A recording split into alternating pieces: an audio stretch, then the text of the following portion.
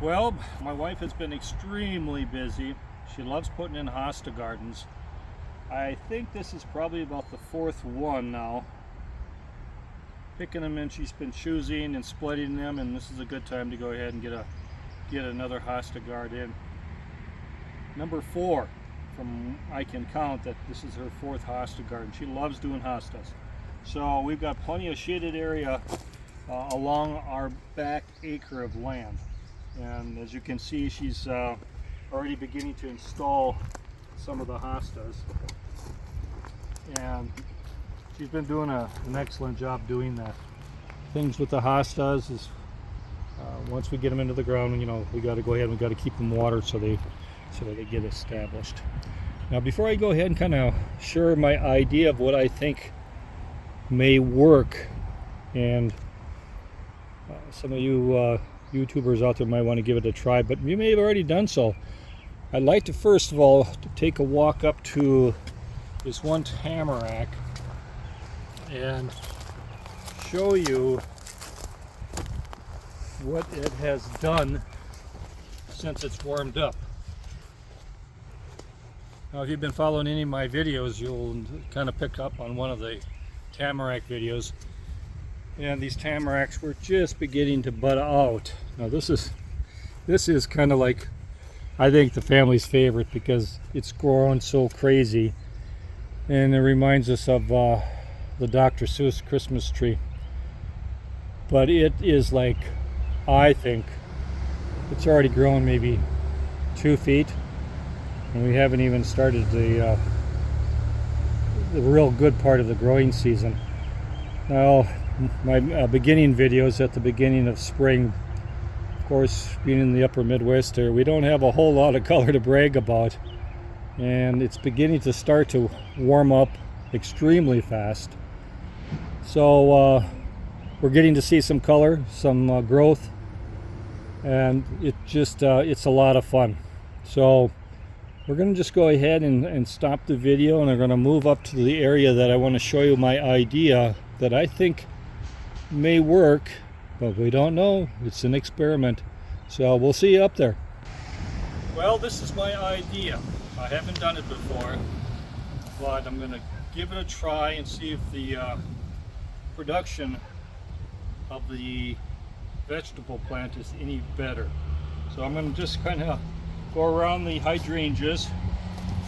We've got some phlox in here, and we've got a lot of stelladoras that are starting to come up. Now, any of you that are familiar with these stelladoras, they can pop a lot of flowers. And my idea is coming down all of this. So here I am, I'm coming around the hydrangeas, over the water spout, and into clear land, into Grandma's house we go. So this is my idea. Of course, you have to have the honeybee and wind to be able to go ahead and get those blossoms pollinated. Now, I'm thinking, I haven't done this, but we're going to give it a try. If we go ahead and put a tomato plant somewhere in between these flowers,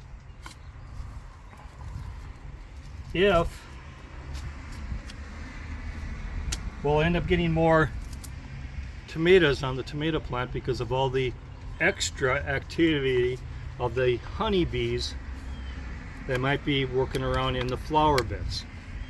Now, of course, I go ahead and I still put flowers in the vegetable garden, but it's nothing to this extent of what we'll have here for flowers and the activity of the bees moving around into this area. So I'm going to go ahead and plant the tomato plant into this open area here.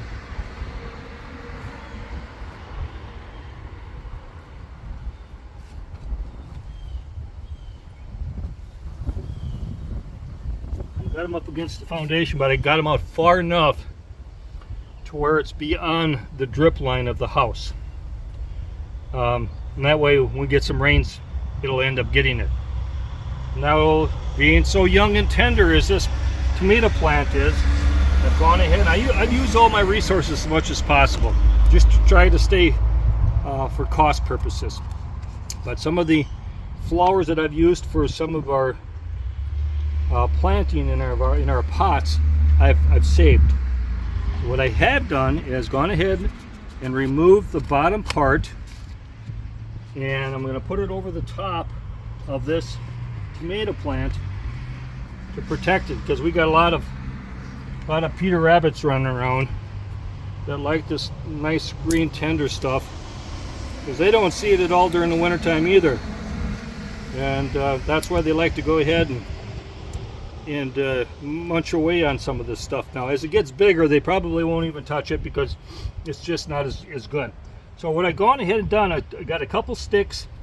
I left the circle, the openings of the pot on the bottom of the pot, and then I'm going to go ahead and put a stick down through one of those holes, and I'm going to put another stick on the other side of the hole,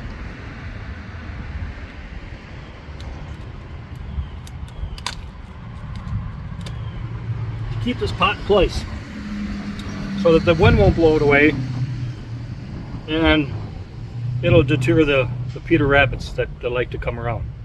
If you have noticed on one of my other videos, I've been using the plastic water bottles for the taller nursery, and that's really been working well. Now I haven't had any problems where the wind's been blowing it off. It's been staying in place, nothing has touched it, and they're doing really well. But I needed something a little bit wider.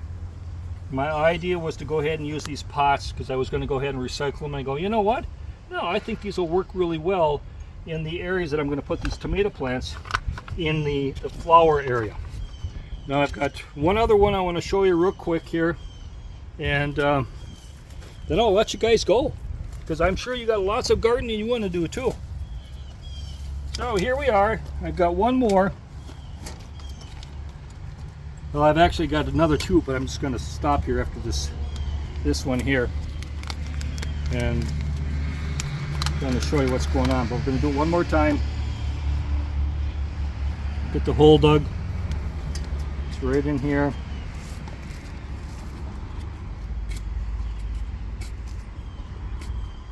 Now I'm going to go ahead and I'll even plant some in the vegetable garden, and then my true test is to see if I'm going to get more tomatoes from the ones that I have in between my flowers, or will it be about the same, or will it be less? I don't know. That's a part of experimenting in gardening that kind of makes it exciting. I'm going to go ahead now, take another one of those little pots. I cut the bottom out on it, air circulation, lots of little holes up on the top. I'm going to go ahead and put a couple little sticks in there, stickaroos.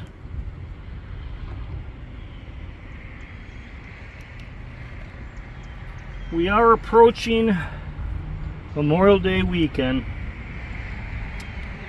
I'm taking a chance of putting in a few tomato plants. You know, here in the upper Midwest, anybody that lives up this way knows that there's always a good chance of frost up to Memorial Day weekend. But I want to go ahead, get these few in. It's warm today. Maybe the weather will stay nice. We won't have to worry about the light frost. But I've done it in the past where I have planted everything, and then I was watching the extended forecast and the temperatures were dropping, and they were dropping at nighttime, and I'm going, oh lordy be, we're gonna get it. And I think it was Memorial Day weekend. Bang! It hit about 34 degrees. And of course there's spotty areas where it gets colder, and with the vegetation, as young as it is, when you put it in, it doesn't take much, and bang, I lost all of my vegetable garden. I lost all of my annual flowers, and I had to redo everything. Perennials, they'll manage and get through all that kind of stuff. Annuals do not. So just kind of watch your nights. Down south, I don't think they have any problems with frost anymore right now, and I think even probably pretty close to, 2 or 3 hours down further south, I think their chances of frost are probably pretty small too. So anyway, Northeast Iowa, give it a try. Let me know, what do you think? You think pollination will be higher? Tomatoes will be a lot better? Let's find out. And give me a thumbs up if you like the information, and if you could, please subscribe. So from Northeast Iowa, happy gardening.